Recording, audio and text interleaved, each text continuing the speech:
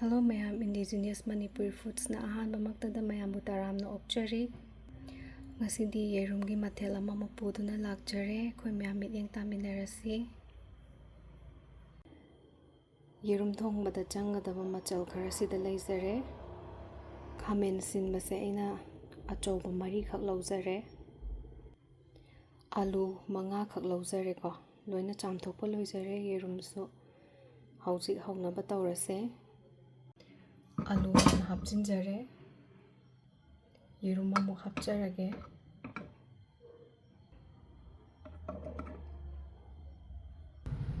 ising hairase ising se khara sum phajana haireka makhum khum jinjarage whistle ahum lakam hanjarage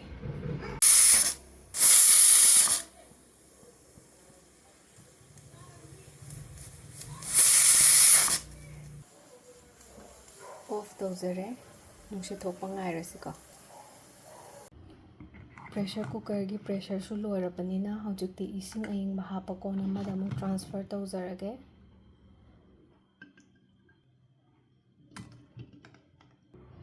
yerum se pura ingthara kanda khoksiko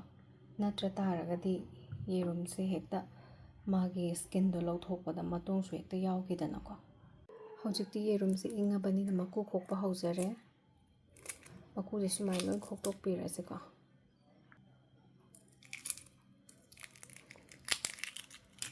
yam phasana khoe ko hojikti khoi isagi yumda kokjaba yerum nebako aduna fresh oibanina ne pura inghanda taragadi ne yerum se loina magi matong ji su lae ko khokpada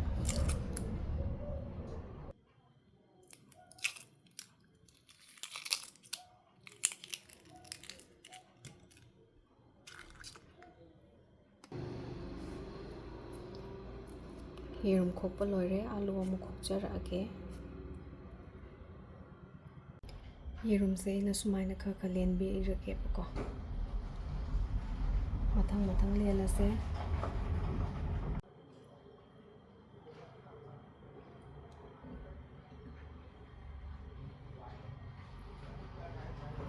chu se khara hapchin birase ko lamsam thum khara mu thada birase fazana tolase ko tam tamna tots tot palore side ta tham khrase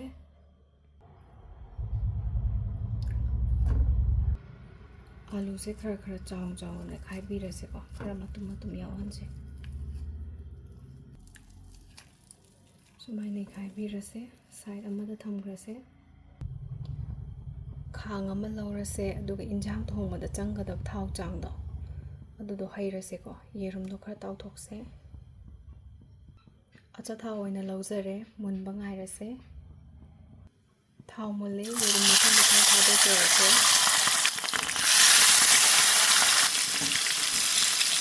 ara amak loina thada jare khara golden brown color ama changhin je mai mathak thongba leirase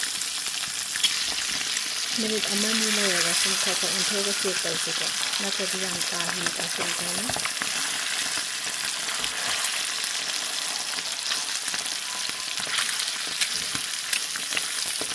mai mathak thongba leiraga khara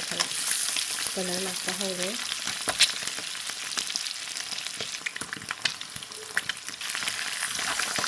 mo intho inthin taise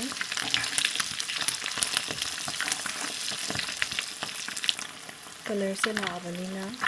lens se off tawjarage aduga yerum se ngasai gi chakmana ba kong do lo thokjarage to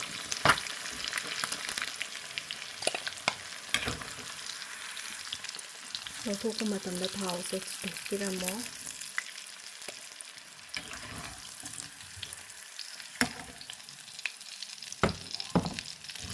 thau fazana chithoga lo thokse hojikti yerum thongadaba khang do laujare aduga yerum tawba thau do hapchin bire khang sa halingai tanja sida ko yerum amani de sum thugai se ba haidi yerum gi mamut to mahi da phajana yawraga mahau se phajana lakna ba ko thugai ba haraga pungtoi toi hanbi ganu ko mage khara khara sum yaw hanbiyo pungtoi toi hanbi ganu sumaina ko yare yerum amuk thugai jare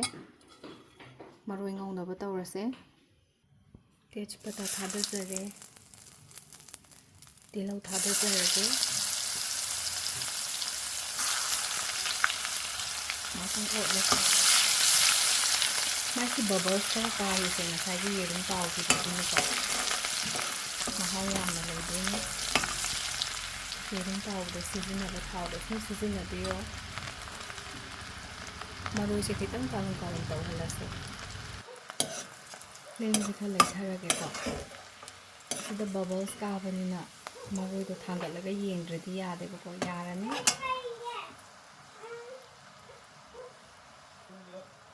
ꯆꯅꯝ ꯍꯥꯞꯆꯤꯜꯂꯁꯦ ꯑꯗꯨꯒ spring onion ꯈꯔ ꯍꯥꯞꯆꯤꯜꯂꯁꯦ ꯉꯥꯛꯇꯪ ꯉꯧꯔꯁꯦ ꯁꯤꯡꯁꯨ ꯍꯥꯞꯆꯤꯜꯍꯧꯔꯒꯦꯀꯣ ꯁꯤꯡ ꯍꯥꯞꯈ꯭ꯔꯕꯅꯤꯅ ꯀꯨꯏꯅ ꯉꯧꯔꯔꯣꯏꯁꯦ ꯇꯣꯃꯦꯇꯣꯗꯣ ꯍꯥꯞꯆꯤꯜꯂꯁꯤꯀꯣ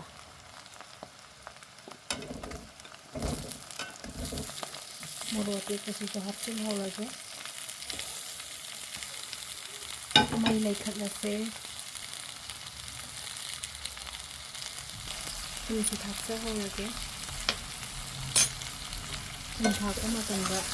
ꯃꯌꯥꯝ ꯉꯁꯥꯏꯒꯤ ꯌꯦꯔꯨꯝꯗꯁꯨ ꯊꯨꯝ ꯊꯥꯛꯈꯤꯕꯗꯣ ꯑꯗꯨ ꯀꯥꯎꯕꯤꯕ ꯌꯥꯗꯦ ꯑꯗꯨꯅ ꯐꯖꯅ ꯆꯥꯡꯗ ꯌꯦꯡꯉꯒ ꯊꯥꯛꯄꯤꯌꯨ ꯋꯥꯠꯂꯁꯨ ꯍꯣꯔꯦꯟ ꯌꯦꯡꯕ ꯌꯥꯏꯗꯅꯀꯣ ꯍꯦꯟꯖꯤꯟꯈ꯭ꯔꯗꯤ ꯂꯧꯊꯣꯛꯄ ꯌꯥꯗꯦꯗꯅ ꯉꯥꯛꯇꯪ ꯉꯧꯔꯁꯦ ꯈꯥꯃꯦꯟ ꯑꯁꯤꯟꯕꯁꯦ ꯃꯤꯅꯤꯠ 5 ꯉꯧꯖꯔꯦ ꯍꯧꯖꯤꯛꯇꯤ ꯉꯁꯥꯏꯒꯤ ꯑꯩꯈꯣꯏꯅ ꯃꯦꯁ ꯇꯧꯔꯒ ꯊꯝꯈꯤꯕ ꯑꯂꯨꯗꯨꯁꯨ ꯍꯥꯞꯆꯤꯟꯖꯍꯧꯔꯒꯦ ꯄꯨꯂꯞ ꯉꯧꯃꯤꯟꯅꯅꯕꯀꯣ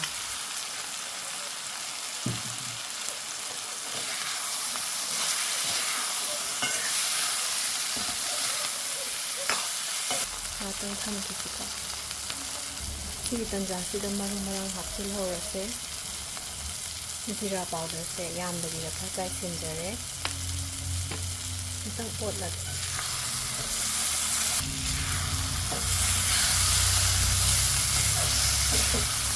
ꯈꯥꯃꯦꯟ ꯑꯁꯤꯟꯕꯁꯤꯁꯨ ꯃꯨꯟꯁꯤꯜꯂꯛꯑꯦ ꯑꯂꯨꯕꯨꯗꯤ ꯉꯁꯥꯏꯅ ꯃꯨꯟꯈ꯭ꯔꯦꯗꯅꯀꯣ ꯀꯥꯝꯕꯗꯨꯗ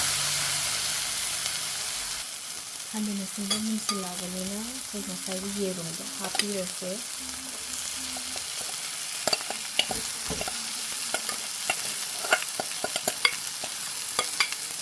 ꯍꯥꯞꯆꯔꯦ ꯁꯤꯒꯤ ꯄꯣꯏꯟꯁꯤꯗꯀꯣ ꯏꯁꯤꯡ ꯈꯤꯇꯪ ꯉꯁꯥꯏꯒꯤ ꯇꯦꯡꯀꯣꯠꯇꯣ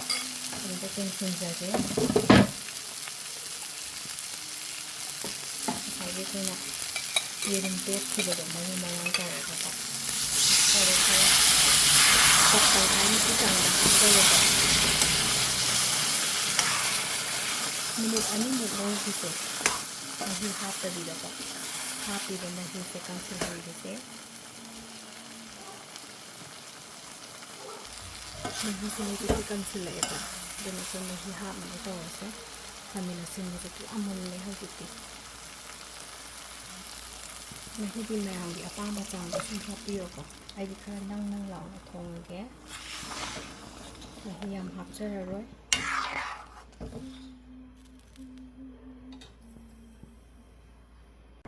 ꯐꯖꯅ ꯁꯧꯔꯛꯄꯁꯦ ꯉꯥꯛꯇꯪ ꯑꯣꯏꯔꯦꯀꯣ